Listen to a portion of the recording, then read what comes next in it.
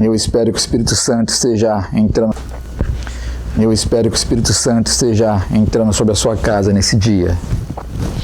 Eu espero que o Espírito Santo esteja tomando a sua vida e enchendo a sua vida da glória dele nesse dia.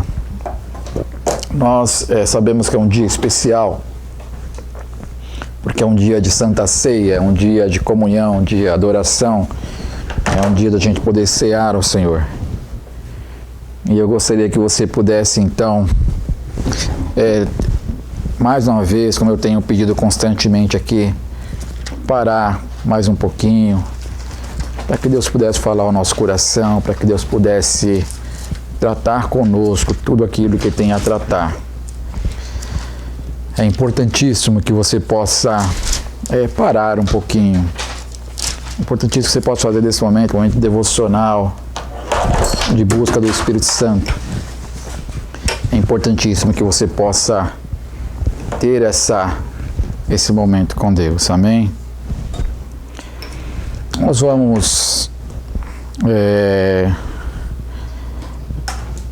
nos preparando aqui, e eu queria lembrar você, a gente está próximo de uma retomada, a gente está bem, na verdade, bem próximo de a gente poder retomar os nossos cultos, e eu queria pedir para você ficar atento às nossas comunicações nos próximos dias, que a gente vai estar explicando para cada pessoa, através de nossas redes sociais, especialmente através do nosso grupo, quais são as coisas que faremos. Só um minutinho. Deve estar fechado o canal 1. Eu acho que eu esqueci de abrir. Som. Agora eu acho que melhorou, né? Estava aqui fechado o canal 1 aqui, Matheus. Então eu estava dizendo há pouco que a gente logo mais vai estar passando para os irmãos, para cada um de vocês, sobre como vai se dar o nosso retorno. Amém? Eu espero que agora você esteja me ouvindo melhor aí. Agora sim, o microfone já ligado. Bom, nós vamos falar sobre um tema, eu acho um tema bem relevante, mas ao mesmo tempo muito difícil de falar. Difícil pelo modo de falar, difícil pelo conteúdo também. Nós vamos comentar um pouquinho, nós vamos conversar um pouquinho nesta manhã a respeito desse momento que vivemos. Eu queria conversar com vocês diante do tema a esperança em tempo de lamento. E nós vamos ler o Salmo 42 e o 43. Aumenta mais, por favor, então. Nós estamos aqui regulando o som, irmãos. Só um minutinho. Só um minutinho que a gente está regulando aqui o som. Som. Som. Eu não sei se vocês estão me ouvindo bem. Esperar um retorno aí, pessoal, mas a gente vai ler em Salmos 42 e 43. Salmo 42 e 43.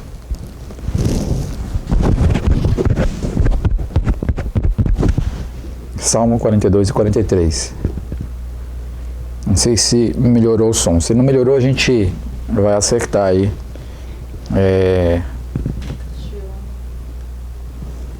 Sobre essa situação. Eu quero que vocês tenham um pouco de paciência, porque embora a gente deixe aqui o Wallace já falou para eu não fazer essas coisas, mas o Wallace me sinto aqui na obrigação de dar uma satisfação. Um dia eu vou aprender melhor. A gente, embora esteja tudo regulado aqui, já com antecedência, mas sempre há uma necessidade da gente poder falar algumas coisas, para a gente poder resolver algumas coisas aqui na hora, né? Infelizmente a gente tem coisas que vão se ajustando na hora. Bom, então vamos ler, nós vamos observar então essa questão do lamento.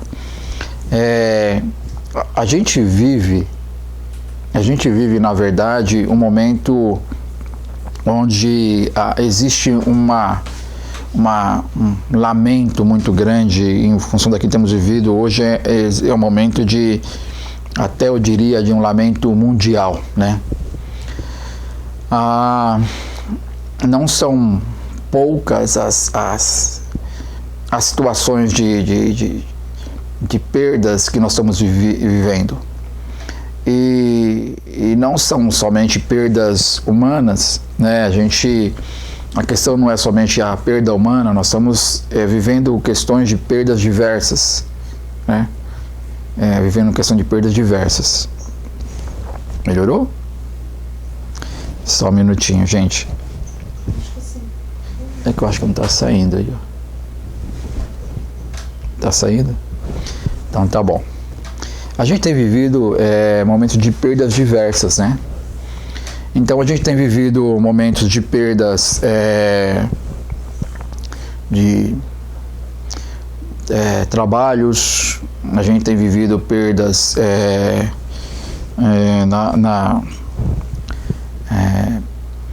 perdas vinculadas a bens.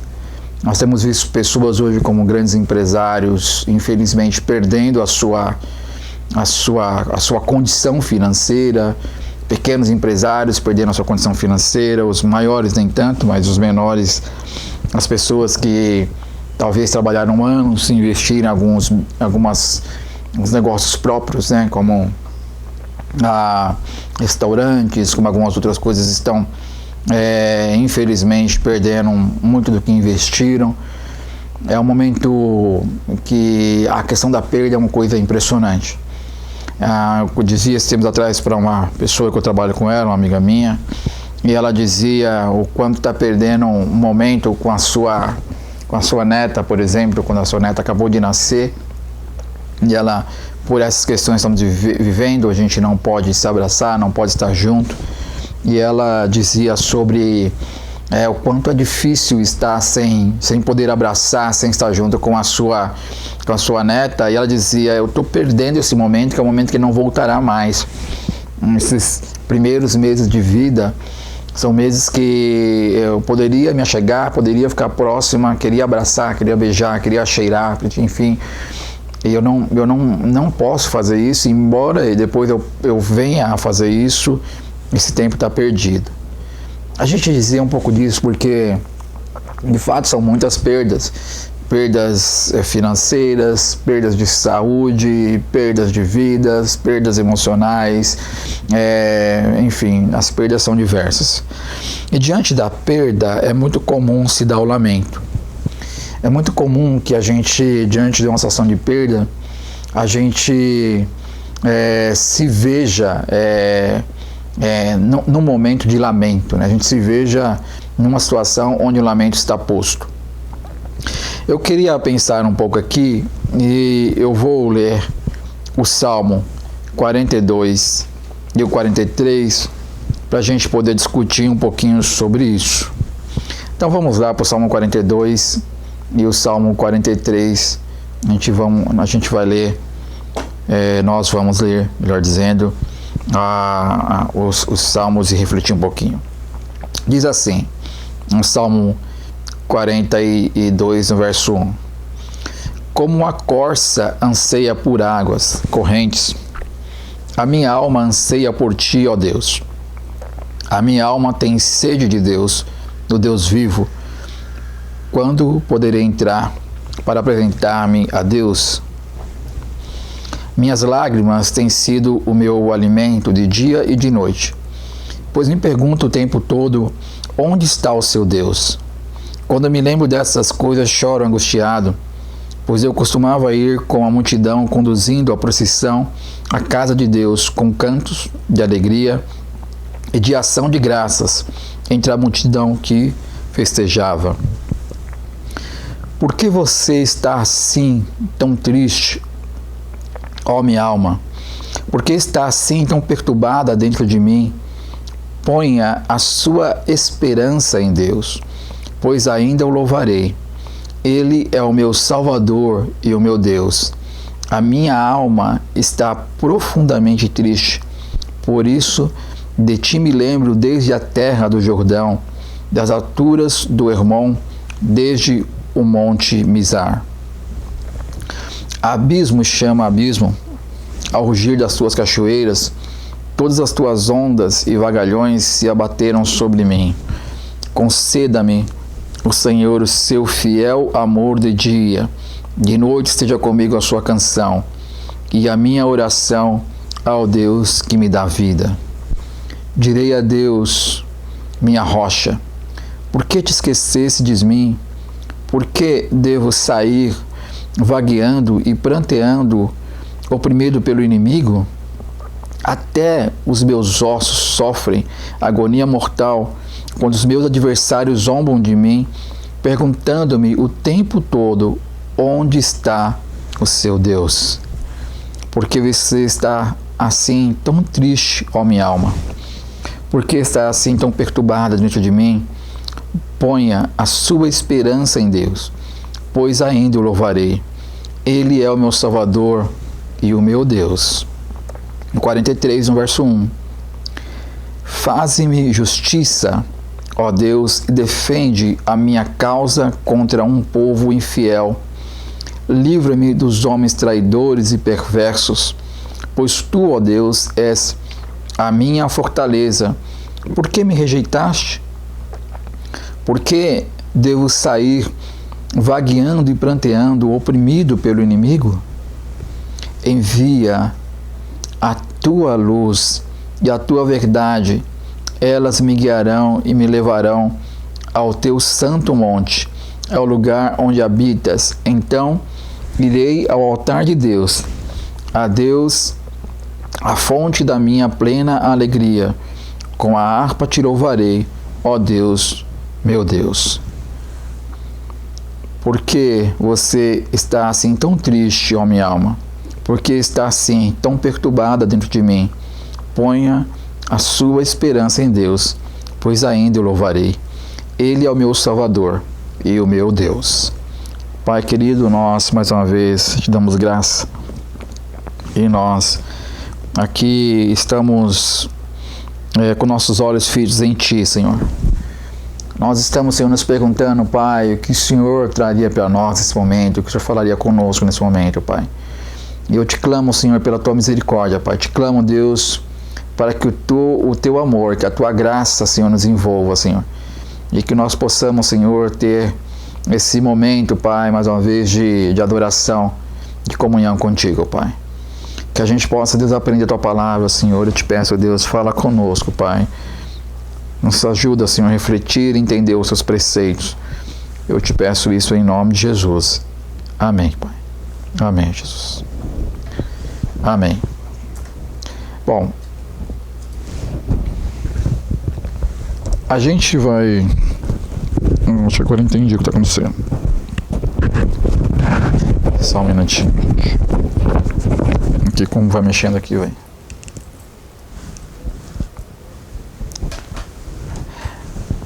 Pois não. Eu acho que agora está parado, vai ficar mais tranquilo. Irmãos, a gente está diante de uma situação, como eu dizia há pouco, a gente realmente vive um momento de muito lamento, de muita dificuldade, né? Eu acho que a igreja, ela deveria, a nossa comunidade, não só digo nossa comunidade, igreja local, não estou falando da nossa igreja, comunidade Projeto Eterno, estou falando de igreja de forma geral, né? As igrejas, o chamado povo de Deus. Eu acredito que a gente deveria, como a gente já pregou esses dias atrás aqui, ter essa relação de chorar com os que choram e se alegrar com os que se alegram. Eu acredito que o grande desafio que nós temos vivido na igreja, o grande desafio que nós temos, na verdade, é um desafio que está posto em a gente perceber aquilo que está acontecendo. Então, esse é o momento que eu diria que é um momento tão difícil, não que a gente não deva celebrar. Aliás, nós temos muito que celebrar.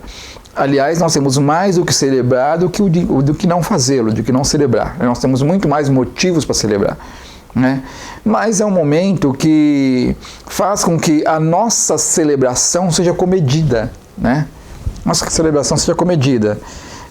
Eu lembro de uma cena, para vocês entenderem, eu lembro de uma cena de dois corredores, eu não lembro agora exatamente os nomes deles, mas um estava indo para o pódio, estava correndo indo para o pódio, enquanto um outro estava com dificuldade de chegar ao pódio, né? Estava muito cansado, muito exausto, e a gente via ele ali cambaleando, tentando chegar, cruzar a linha de chegada. E aquela pessoa que estava ali correndo, de repente essa pessoa faz uma coisa bastante inusitada, ela para e ela faz com que ela termina parando e vai até essa pessoa que está quase ali cambaleando, pega essa pessoa, praticamente coloca ali nos ombros, praticamente no colo, e sai arrastando essa pessoa até ela cruzar a linha de chegada. É uma cena muito impressionante, uma cena até fantástico de se observar, porque a gente vê alguém que poderia ter cruzado a linha de chegada, mas resolve prestar atenção no necessitado. Eu não sei porque a celebração dele em cruzar a linha de chegada se tornou menor do que a sua vontade de ajudar. Uma outra situação parecida com essa também, os esportes nos ensinam muito, é de um outro corredor, que esse corredor, ele estava também, duas pessoas correndo, uma estava mais próxima da linha de chegada, e aquela pessoa que estava mais próxima da linha de chegada estava tão dispersa, né, estava tão à frente, esse eu não vi a cena, eu vi só uma pessoa comentando, ele estava tão ali à frente que ele se percebeu que não tinha, que estava tranquilo para poder cruzar a linha de chegada, e aí começou a acenar, enfim, ficar ali despercebido. O outro veio correndo atrás, e aí ele percebeu que essa pessoa estava desatenta, que se ele rapidamente passasse essa pessoa, certamente chegaria na linha de chegada, estavam os dois próximos. Mas aí ele resolve dar um toque para essa pessoa de que essa pessoa estava desatenta e ela precisava então cruzar a linha de chegada no primeiro momento. Essa pessoa então percebe isso e esse corredor vai recruzar a linha de chegada em primeiro lugar, e algumas pessoas começam a perguntar para ele por que ele avisou para esse rapaz, considerado que esse rapaz estaria chegando em segundo, já que tinha ficado despercebido pela vantagem que se teria. A gente, observando a situação, a gente observa também que esse rapaz, em vez de festejar aquele momento, ele resolveu dizer para essa outra pessoa o quanto era importante ele abriu mão de festejar em função de que percebeu que aquela outra pessoa estava em melhor condição de chegar, e foi só um descuido que ele teve, e por conta disso manteve-se para ele esse primeiro lugar.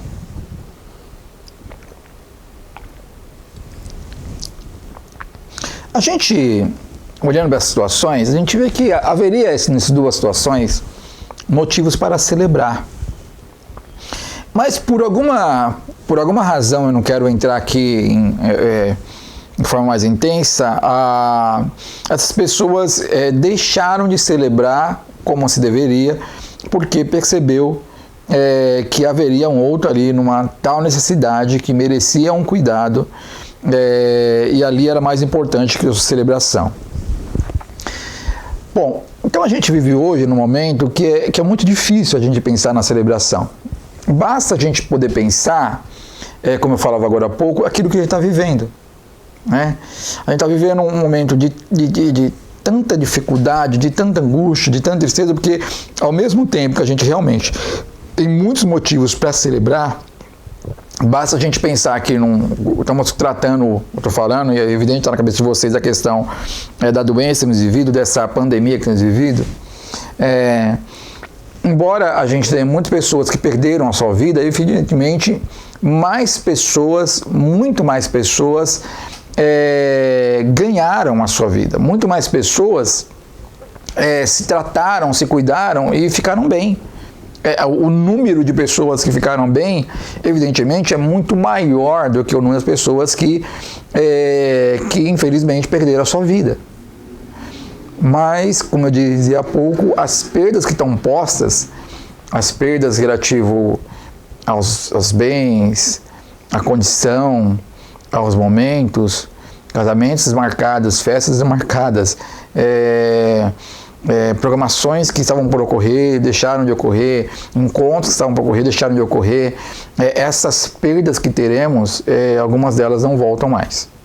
Algumas delas, infelizmente, a gente não vai conseguir retomar mais. E aí eu queria falar um pouquinho sobre esse momento de lamento e pensar um pouquinho na esperança.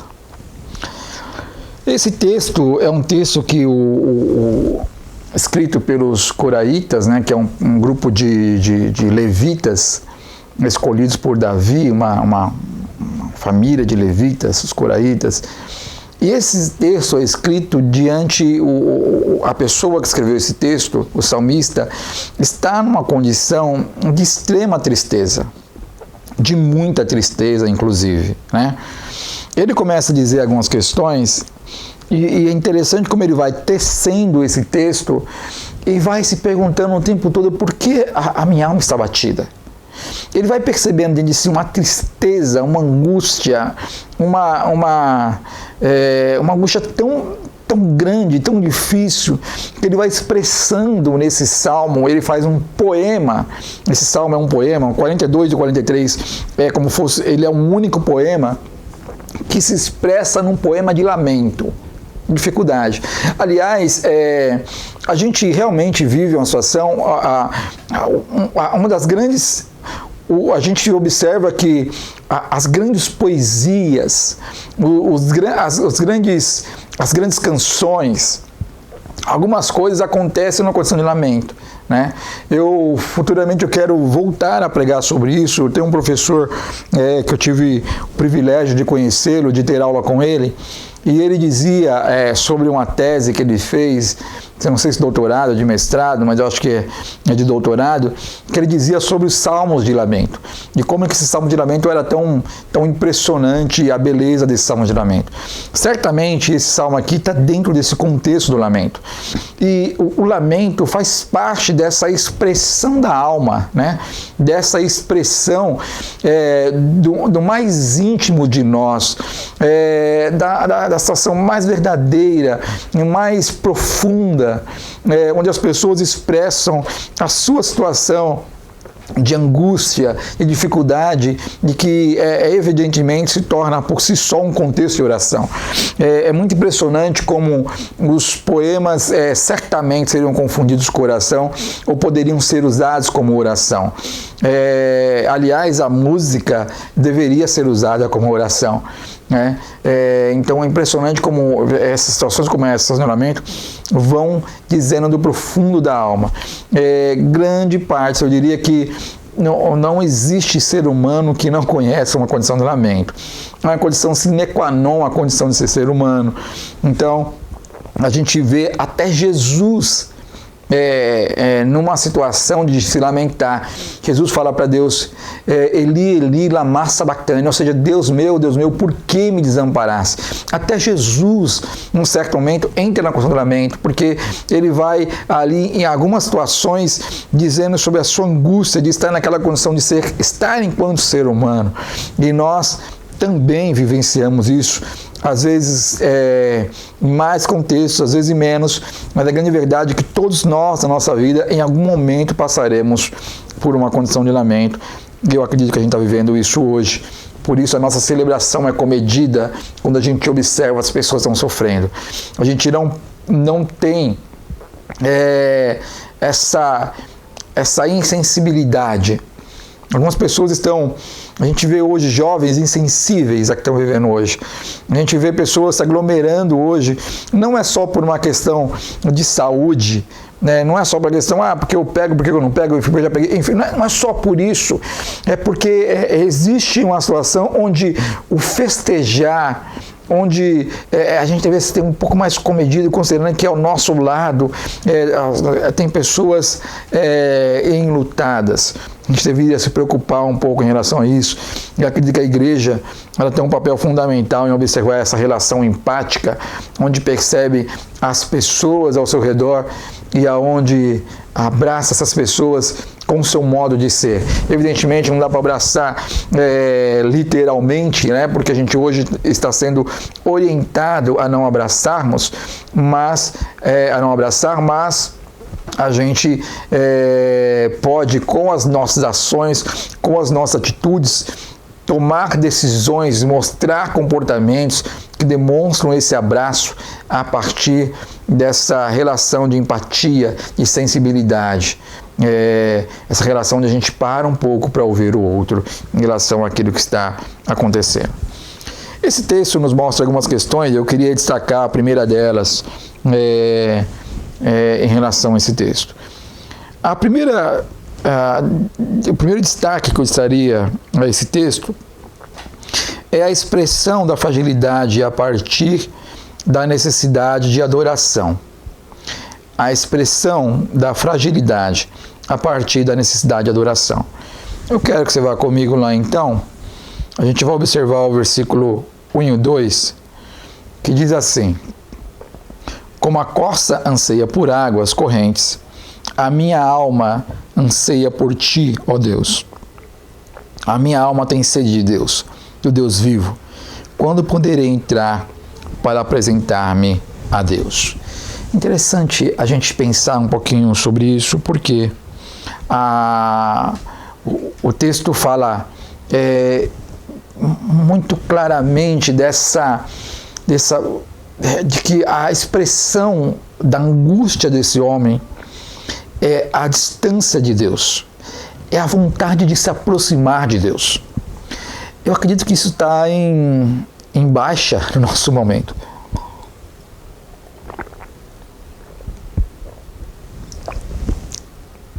Eu acredito que a gente vive um momento onde as pessoas não somente se distanciaram de Deus, mas muitas vezes as pessoas também não buscam, não procuram a Deus, não sentem a necessidade de buscar a Deus. É interessante que esse animal que está posto aqui, como disse, como a corça, algumas pessoas dizem sobre esse animal algumas coisas que são interessantes relativo a essa situação. Algumas pessoas dizem, alguns teóricos dizem, de que esse animal, ele tem duas grandes explicações a respeito do porquê usar esse animal, enquanto essa situação de pensar-se na sede, né? Porque uma das coisas que acontece com esse animal, me parece, agora as pessoas dizem que ele tem um olfato, ele consegue sentir o cheiro da água a muita distância. E aí, como a gente pensa num lugar de sequidão, um lugar seco, onde a sede está posta, a gente percebe essa angústia em relação à sede, né? Eu tenho certeza que você, em algum momento, já passou por uma condição de sentir sede.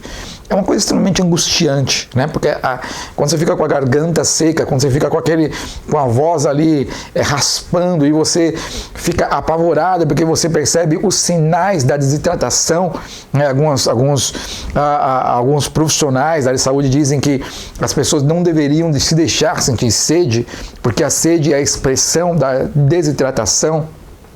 Então, quando a gente percebe desidratando, com dificuldade ali, existe uma preocupação, uma ansiedade, uma inquietação de tão logo chegar ao acesso à água para poder suprir aquela situação.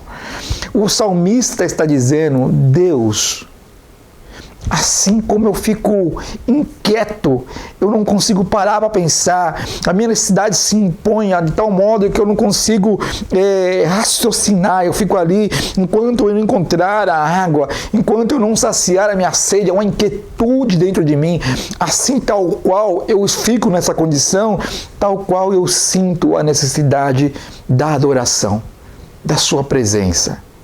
Tal qual eu sinto a necessidade de me aproximar de Ti, de voltar ao Senhor, de se voltar a Ti, de estar diante da Tua presença, de adorar ao Senhor lá no templo, de ter esse momento de adoração lá diante do Teu altar, melhor dizendo. Né?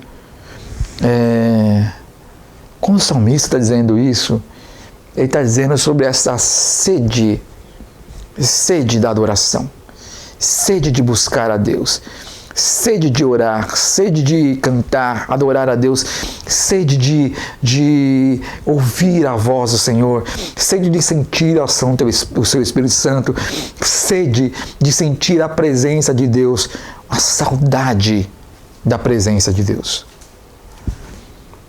Um outro modo das pessoas enxergarem a relação desse animal é quando as pessoas falam de que alguns outros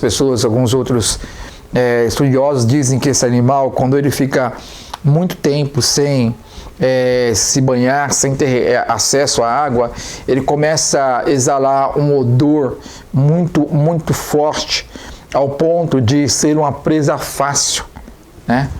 Então ele estaria em risco também em relação à questão de ser, da sua condição na cadeia alimentar, né? Ele seria um animal facilmente, o seu predador facilmente se aproximaria dele em função daquele cheiro que ele exala a partir da sua necessidade com água.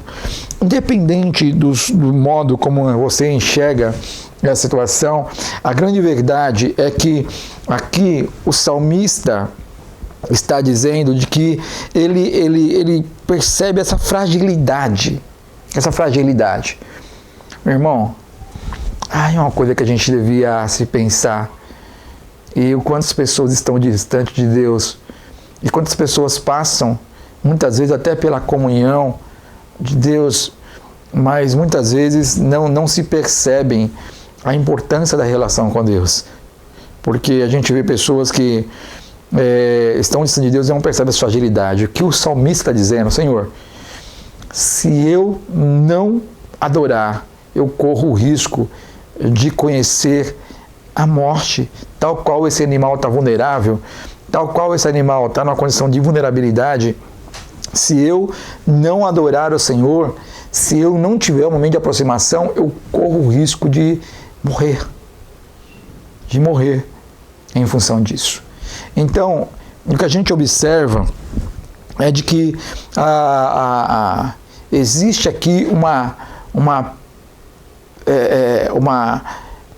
preocupação do salmista, dizendo: Senhor, se isto não ocorrer, se eu não encontrar com o Senhor, se eu não estiver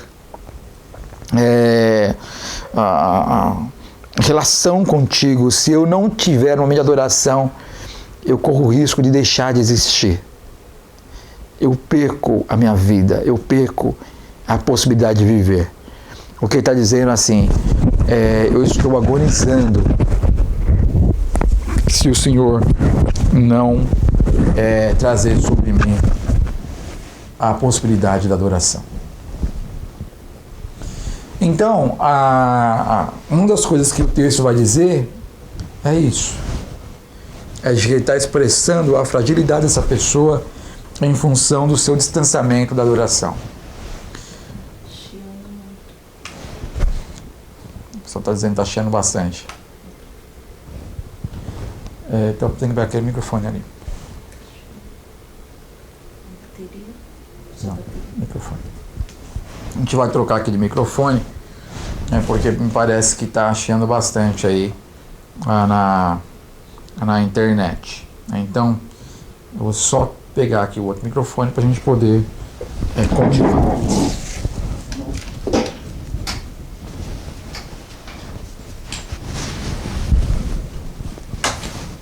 Exatamente. Vamos dando continuidade então aqui ao texto. Bom, assim, outro ponto que eu queria destacar nesse texto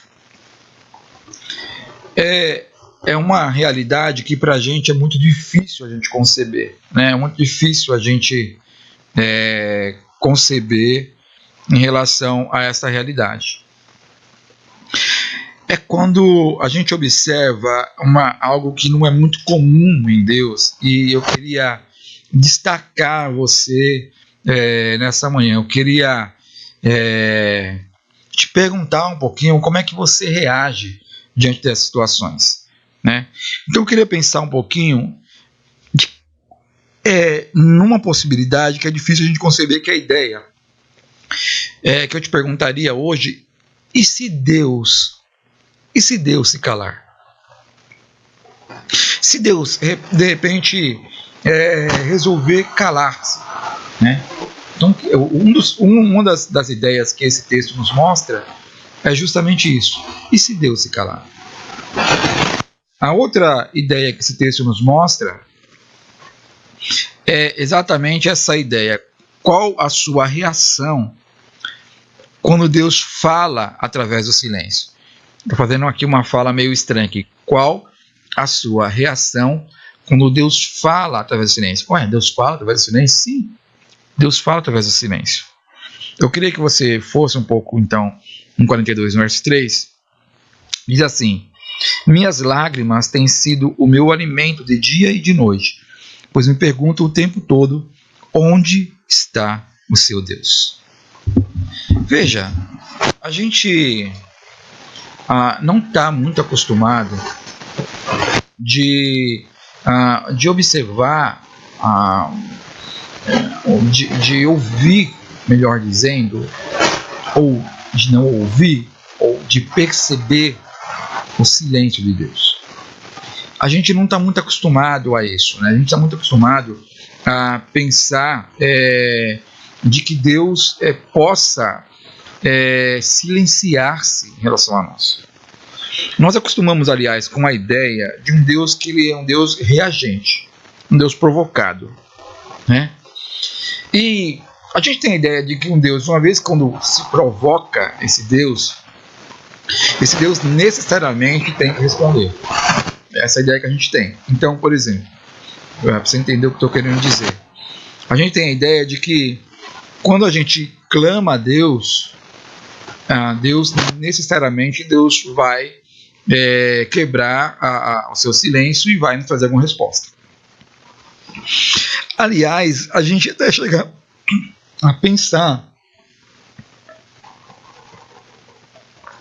me desculpem, a gente chega a pensar de que Deus tem a obrigação de nos responder com alguma palavra, com alguma informação, com alguma instrução, com alguma coisa. Então, a gente não consegue reagir bem diante do silêncio de Deus. Então, como é que você reage quando você ora a Deus sobre alguma situação e Deus se cala? Como você reage quando você clama a Deus de forma intensa e de repente você percebe que Deus não te dá uma resposta? Deus não te responde. Como é que você reage? Esse salmista, ele está dizendo justamente isso. Ele está dizendo: Senhor, eu estou clamando ao Senhor. E ele diz uma coisa que é impressionante. Ele diz assim, olha como a situação é forte para ele. Ele diz assim: as minhas lágrimas têm sido o meu alimento de dia e de noite, pois me perguntam o tempo todo onde está o seu Deus. Mas o que é interessante é falar: as minhas lágrimas têm sido o meu alimento dia e de noite. Ou seja, eu estou aqui chorando, eu estou aqui em prantos, Senhor, em prantos. Que impressionante a gente observar isso, porque tem pessoas que a primeira coisa que fazem diante do silêncio de Deus é se afastar de Deus. A primeira coisa que algumas pessoas fazem diante do silêncio de Deus é se distanciar de Deus e se afastar da presença de Deus. Mas esse salmista aqui diz uma coisa muito interessante: ele continua em oração, ele continua em busca, mediante ao silêncio de Deus, ele continua de joelhos no chão, ele continua adorando a Deus, ele não muda a sua perspectiva em função do silêncio de Deus, ele não muda, ele não deixa de ter um momento de adoração com Deus, não deixa de ter relação com Deus diante daquilo que ele está vivendo, mas diante do silêncio de Deus, ele continua ali em oração, em busca de Deus. O ser humano hoje, ele é tão egocêntrico, e ele tem tão baixa, tão fraca, ele tem tão baixa resistência à frustração, que ele não resiste nem o não de Deus, quanto mais o silêncio. Ele não resiste o seu silêncio. Então a gente observa de que o ser humano ele tem uma dificuldade absurda de ouvir Deus falar não. De ouvir Deus falar não, ou melhor dizendo, eu estou aqui provocando, eu sei que é muito estranho falar, ouvir Deus falar não, mas e falar que ouvir também o silêncio de Deus, porque na verdade, às vezes o silêncio ele nos fala algumas coisas, mas o ser humano não está acostumado nem com o não de Deus. O que nós vivemos hoje, o modo como a igreja vive hoje, o ser humano hoje, se Deus negar para ele alguma coisa, já é motivo de revolta, já é motivo de intensa angústia. Se a gente ouvir Deus falar algumas coisas, já é motivo de dificuldade muito intensa. Então o ser humano já tem essa dificuldade posta. Quanto mais ouvir o silêncio de Deus, quanto mais perceber o silêncio de Deus, ou tentar ouvir e não perceber nada. Isso é muito mais complicado, muito mais intenso, muito mais difícil do ser humano entrar em contato. Então, a nossa dificuldade de entender Deus faz com que o nosso utilitarismo, faz com que a nossa necessidade de transformar tudo em objeto, porque a gente tem a mania de transformar tudo em objeto, ou seja, a gente transforma as relações amorosas em objeto, a gente transforma a igreja em objeto, a gente quer transformar tudo em objeto para que a gente possa, para que esse objeto se torne aquilo que supra o nosso prazer, aquilo que nos dê prazer. A gente tem a necessidade de transformar tudo em objeto, e a gente faz isso, o nosso egocentrismo faz com que a gente tente transformar a nossa relação com Deus em objeto. Ou seja, assim como algumas pessoas acham que alguma outra vive para o seu prazer, assim também algumas pessoas querem transformar a relação de Deus em algo, numa relação onde Deus está à mercê do seu prazer. Então, é muito comum você ver pessoas dizendo hoje: eu estou com raiva de Deus. Eu orei e Deus não me respondeu. Eu orei e Deus não me fez como eu gostaria que fizesse. Eu estou com raiva de Deus. Algumas pessoas estão dizendo hoje: eu estou brigando com Deus. Eu sei, irmãos, que a gente fala de intimidade. Eu sei que as pessoas estão falando que a gente tem uma intimidade com Deus, até o ponto de chamá-lo de pai, coisa do tipo. A gente tem essa proximidade com Deus, mas me preocupa muito essa petulância com que às vezes a gente vai chegando para Deus.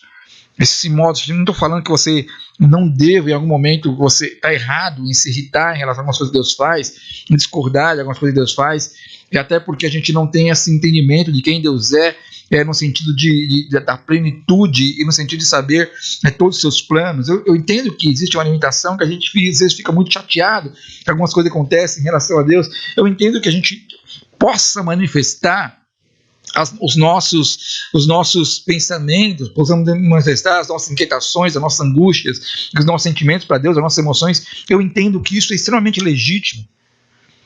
Mas daí achar que possa se ter o direito de ter raiva de Deus, daí achar que possa se ter o direito de brigar com Deus, existe uma distância muito grande.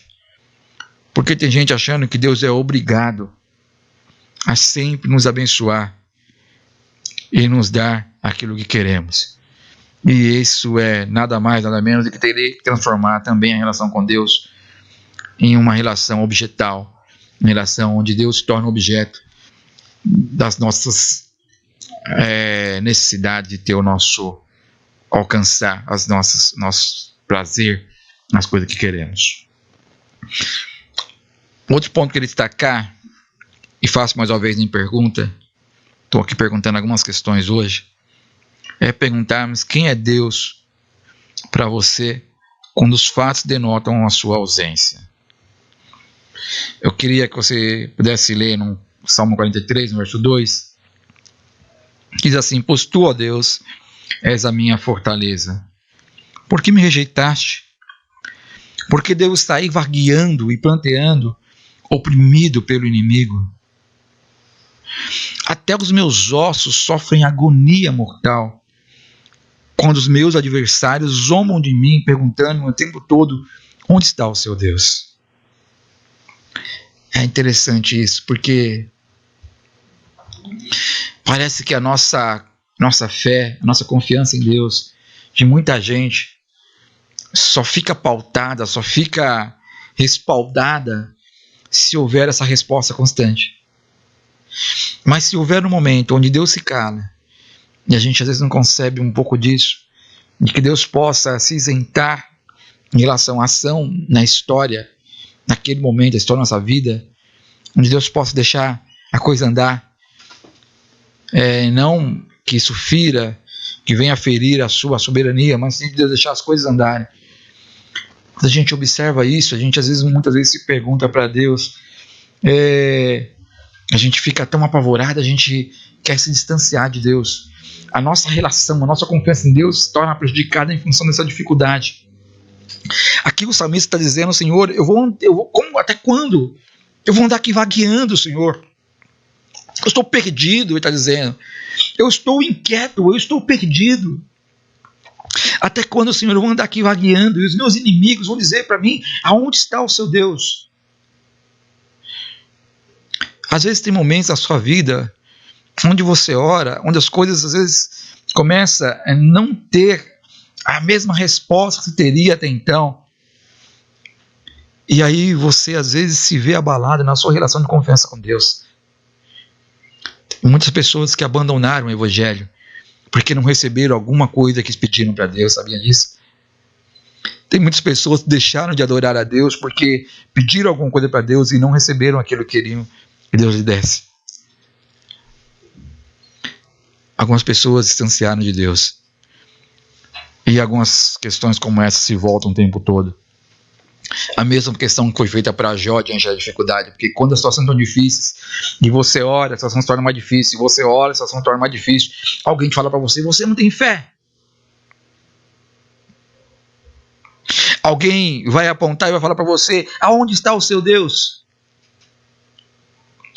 Uma pessoa, quando vê Jó naquela situação, dificuldade, resolve perguntar para Deus: Jó, aonde está o seu Deus, Jó? A sua mulher diz: Jó, amaldiçoa esse Deus e morre.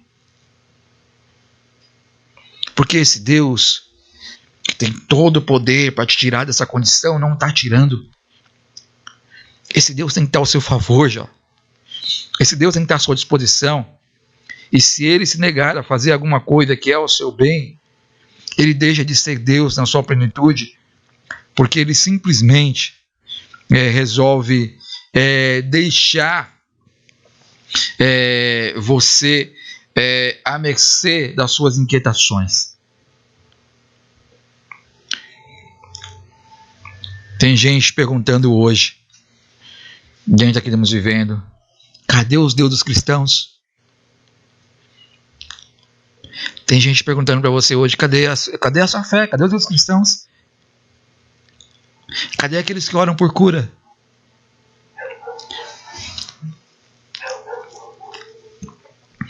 E algumas pessoas se deixam levar por essas questões porque a fidelidade dele está condicionada às suas bênçãos.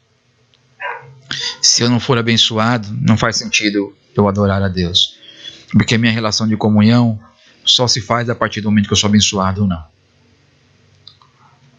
Se Deus parar de abençoar essas pessoas, eles o abandonam. Quando a gente não percebe a ausência de Deus. Eu lembro de uma situação, de um vídeo de uma mulher, e essa mulher ela ria no carro, né, porque parece que ela foi, eu não lembro bem assim totalmente da história, mas pelo que eu me lembro, não lembro só o fato principal, mas parece que ela saiu para levar o filho para uma aula de violão, e parece que esqueceu o violão, parece que voltou para pegar o violão, se estou enganado, é a questão da volta, e aí volta, pega o violão e vai embora. Vai embora. E aí, quando ela vai embora, ela olha no retrovisor e percebe que o filho não está no carro. E ela começa a rir desesperada, dizendo, de forma compulsiva, ali rindo, dizendo: eu esqueci meu filho. Eu estou levando ele para a aula, peguei o violão, esqueci o filho. As pessoas vivem assim, ansiosas. Eu lembro de uma situação de uma pessoa saiu da igreja e deixou o filho na igreja, a filha na igreja. E alguém perguntava para a filha: cadê o seu pai? Cadê a sua mãe? E me esqueceram aqui. As pessoas estão ansiosas, muitas vezes não percebem a ausência de Deus por causa da sua ansiedade, por causa da sua inquietação, por causa dessa agitação que vivemos de forma constante. Alguns não percebem a ausência de Deus porque já estão distantes de Deus há muito tempo. Isso é muito triste. Mas tem gente que está distante de Deus e já não percebe mais a ausência de Deus. Eu lembro de um relato de um rapaz que ele dizia assim: meu pai, ele não estava presente num dos dias mais importantes da minha vida. E eu nem senti a sua ausência. Porque ele sempre foi tão ausente na nossa casa, ele sempre foi tão ausente na nossa família, que o dia que era para ele estar presente, e ele não estava, eu não sentia a sua ausência. Tem muita gente assim em relação a Deus. Tem muita gente que está tão distante de Deus que nem percebe a ausência de Deus. Um pastor amigo meu postou um texto esses dias que ele dizia justamente isso. A igreja está em isolamento há muito tempo, isolada da presença de Deus há muito tempo, e nem percebe a necessidade da adoração, não sente a necessidade da adoração e da presença de Deus, porque já se acostumou com a ausência de Deus. Isso é muito triste. Isso é muito triste. Essa talvez seja a maior tristeza de um ser humano. É quando você perceber como Deus deixa de agir e a pessoa nem percebe de que Deus não está mais no culto. É quando a igreja continua cultuando, mas Deus não está mais no culto. As coisas deixam de acontecer. Eu queria ir para mais um destaque que esse texto nos dá para a gente poder terminar. Eu queria destacar a ideia de que a esperança se encontra na confiança, na bondade e no amor de Deus, justamente por conhecer os atributos de Deus. A esperança se encontra na confiança, na bondade e no amor de Deus, por conhecer os seus atributos. Vamos lá no versículo que é o versículo chave desses dois capítulos. Diz assim, no Salmo 42, 5 vai dizer isso, no 11 vai dizer isso, no 43, 5 vai dizer isso. Por que você está assim tão triste, ó minha alma? Por que está assim tão perturbada dentro de mim? Ponha a sua esperança em Deus, pois ainda o louvarei. Ele é o meu Salvador e o meu Deus. Esse versículo que a gente leu, essa estrofe, é o ponto central. É o que a gente diria que é o refrão do poema. Esse poema ele traz algumas ideias e traz esse versículo como um refrão.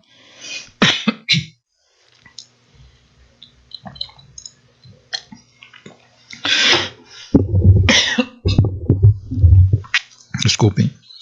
Então ele traz esse versículo como refrão. Esse versículo ele traz algumas coisas interessantes, porque ele diz, onde o salmista ele olha para a sua vida e ele pergunta à sua própria alma: por que você está tão abatida, minha alma? Por que você está perturbada? Por que você está assim? Dentro de mim, a minha alma está perturbada. E ele diz: ponha a sua esperança em Deus. Está dizendo para a alma dele mesmo: ponha, minha alma, a sua esperança em Deus, pois ainda o louvarei. Ele é o meu Salvador e o meu Deus. Coisa interessante como esse salmista fala consigo mesmo. Consigo mesmo. E ele se questiona: por que você está abatida, minha alma? Ele se questiona: por que eu estou tão triste? Por que eu estou tão angustiado? Me parece muito com um sentimento de uma pessoa depressiva. É como que esse salmista estivesse falando de uma condição de depressão, sabe? Uma das coisas que o pessoal fala, que os estudiosos falam em relação à depressão, é de que a depressão muitas vezes se instala e a pessoa tem uma certa angústia, mas não sabe de onde vem essa angústia. Evidentemente, a pessoa sabe de onde vem a angústia. Ela sabe por que ela está triste. Ela não está possivelmente num quadro de depressão aqui intenso, porque a gente observa por algumas situações que ele sabe de onde vem a angústia. Mas isso caberia muito bem para uma pessoa que está deprimida. Eu me sinto angustiado, mas eu não sei porquê, mas eu sei que estou angustiado. Eu me sinto abatido, mas eu não sei porquê, mas eu sei que estou abatido. Eu sinto tristeza, mas eu não sei porquê, mas eu sinto muito triste. Eu me sinto triste. Esse salmista faz uma coisa que é impressionante. Eu queria que você pensasse um pouco comigo, preste bem atenção nisso. Porque quando ele olha para a sua vida, ele deve pensar assim: faz sentido eu estar abatido. Quando ele olha para aquilo que está acontecendo com ele, ele fala: eu estou distante. Possivelmente ele está aqui na região norte de Israel, distante de Judá, distante do lugar de adoração, distante de Jerusalém, do lugar onde se concede a adoração. E ele está com vontade de adorar a Deus, de buscar a Deus. E ele se vê numa relação de opressão, de dificuldades. Ele está sendo oprimido, está sendo perseguido. As pessoas estão sendo contra ele, os seus inimigos estão sendo contra ele. As pessoas estão caçoando dele, estão cada vez colocando ele mais para baixo, com mais dificuldade. Então, quando ele olha para essa circunstância, ele está dizendo: é evidente que eu tenho que sentir isso. Eu estou aqui sofrendo uma situação muito difícil. É evidente que eu tenho que sofrer isso, que eu tenho que sentir isso. Mas, ao mesmo tempo, ele olha para Deus. E aí, quando ele olha para Deus, essa questão faz todo sentido. Por que está abatida, ó minha alma? Quando ele olha para a circunstância, ele diz assim: eu estou abatido por causa disso. Quando nós olhamos para aquilo que está ao nosso redor, quando nós olhamos para a dificuldade que temos vivido, a angústia da nossa alma faz todo sentido. Quando você olha para aquilo que temos passado, a angústia da nossa alma faz todo sentido. Mas quando a gente olha para Deus, a gente pergunta justamente isso. Embora eu tenha razão de estar angustiado, eu tenho esse Deus. Então, embora eu tenha razão de estar angustiado, faz sentido eu ter esperança. Porque eu tenho esse Deus. Porque eu reconheço Ele como Deus. Faz sentido eu ter esperança. Eu estou dizendo nessa ambiguidade, onde quando eu olho para dificuldades, eu percebo e digo: Não faz sentido o que eu estou sentindo. A angústia não faz sentido. Melhor dizendo, a angústia faz sentido. E quando eu olho para Deus, eu falo, não faz sentido eu ter angústia. Olha que ambiguidade. Olho para as circunstâncias e digo, faz todo sentido eu ter angústia e tristeza. Olho para Deus e falo, não faz sentido eu ter angústia, não faz sentido eu ter tristeza. Há uma briga dentro de mim. Há uma dificuldade dentro de mim. E aí ele disse, deposita a sua esperança, espera em Deus. Eu queria finalizar dizendo sobre isso, porque uma pessoa, a gente teve, como alguns irmãos acompanharam, eu talvez esteja falando isso aqui mais uma vez, espero que não seja redundante, a gente teve algumas perdas da nossa família Barros, e na ocasião que a minha mãe estava adoecida, lá no Nordeste, uma amiga minha, eu tenho algumas histórias com músicas, uma amiga minha me mandou uma música que canta esse texto.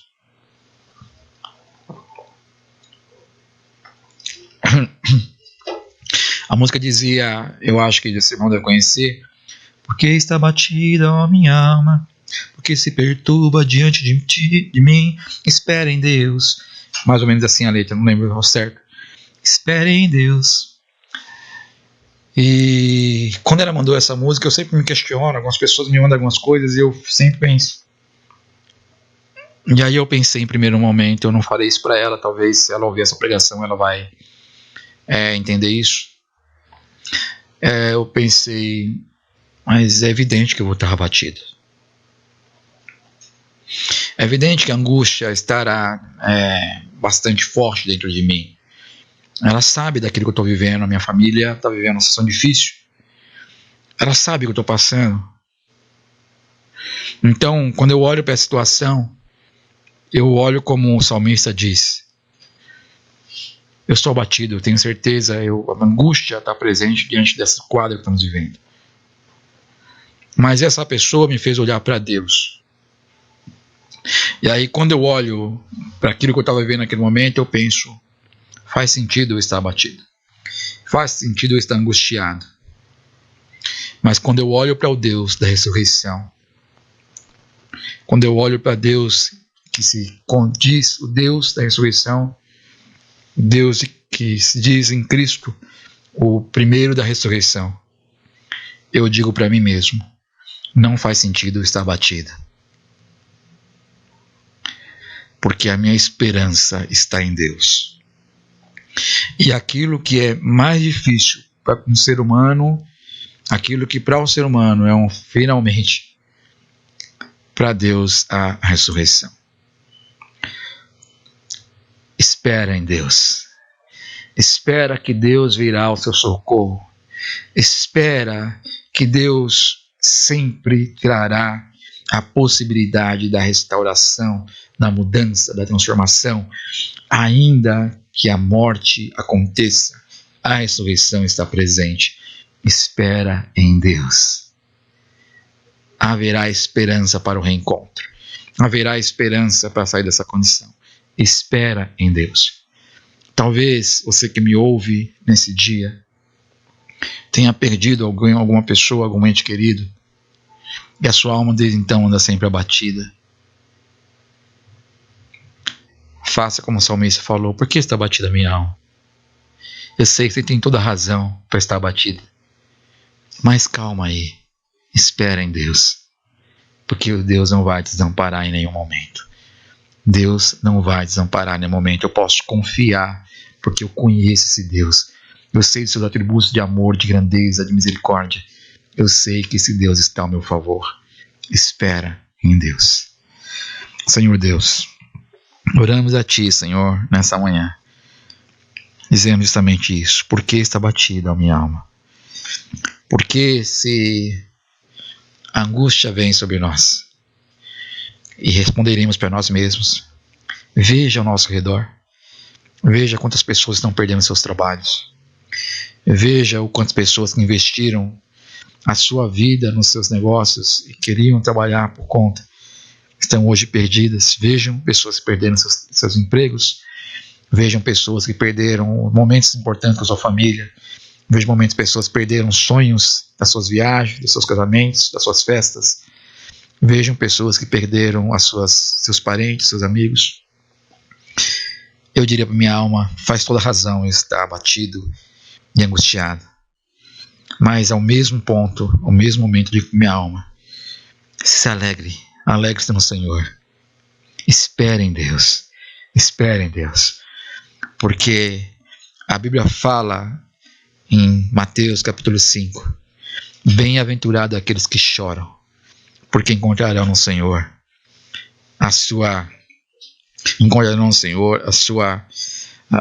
o seu acolhimento. Encontrarão no Senhor, que o Senhor enxugará suas lágrimas e haverá alegria. A tua palavra fala, o choro pode durar uma noite, mas a alegria vem pela manhã, vem ao amanhecer. Por que está batida a minha alma?